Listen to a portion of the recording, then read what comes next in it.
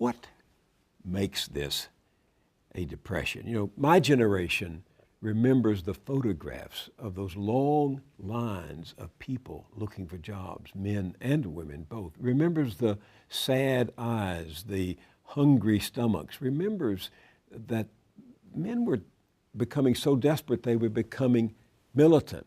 But today, even though you say the situation in terms of joblessness is like the 1930s, you can't transparently look around and see the evidence of it. That's right.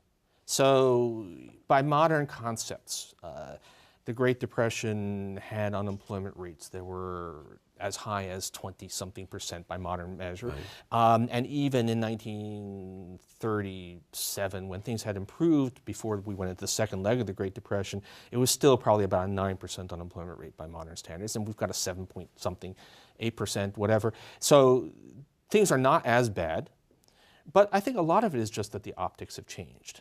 That the misery is there. I mean, is there anybody, I guess if you live in very rarefied circles, you don't know people who are desperate right now.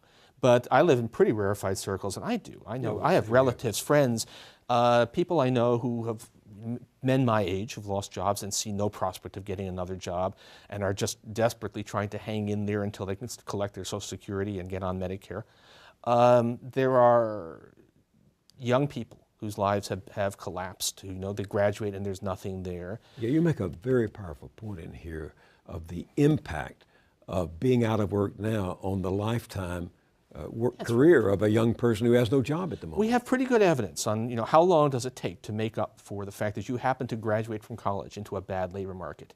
And the answer is forever. You will never recover. Your life will be, what do you mean? You will never get, you'll miss years getting onto the career ladder. By the time you get a chance to get a job that makes any sense, that makes any use of your skills, you will already be tarred as somebody, well, you're 28 years old and you haven't held a responsible position. Well, yeah, I couldn't because there were no jobs. It just shadows your whole life. And it's very clear in the evidence from past recessions, which have been nowhere near as bad as this one.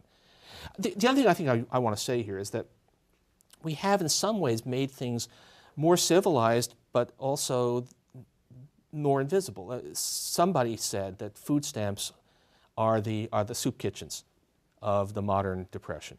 That there are a lot of people who would be standing in line to get that soup who are instead, and it's a good thing, who are instead getting, I guess now called SNAP, Supplementary Nutritional Assistance Program, but who are getting those debit cards and are getting essential foodstuffs. And they're at the grocery store and they look like anybody else, but the fact of the matter is they are still as desperate. They're getting by day to day with the aid of a trickle of government aid, just like the people who were standing in line at the soup kitchens in the 30s, but they're not visible. We don't have guys selling apples on street corners, partly because the city licensing wouldn't allow that anymore. But we do have, again, we've got 4 million people who've been out of work for more than a year.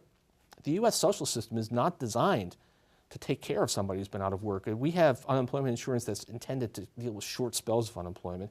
So there's an enormous amount of misery, but it is mostly hidden.